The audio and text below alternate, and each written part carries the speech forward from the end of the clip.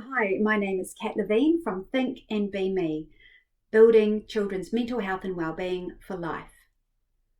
Your child would have come home with a mood cube like this, and that is covering the part one of the steps in Think and Be Me, which is noticing and naming how they're feeling.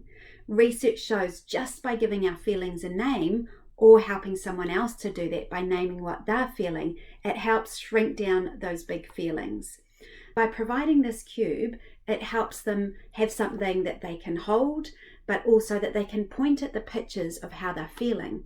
The other thing it's doing is increasing their emotional literacy, building out the type of words. Sometimes they can feel mad, but what we're wanting to do is say, what else is behind that? Is that actually frustration?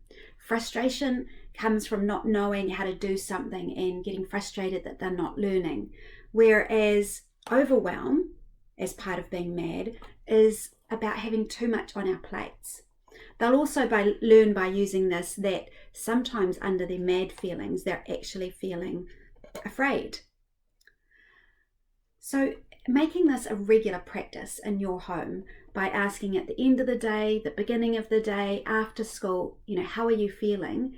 Getting them to choose one of these and then going down the side and saying, what else are they feeling on one of those sides there? And just not feeling like you need to go into fix it mode, but sharing about how you're feeling as well. And that is the first step in building their mental health and well-being.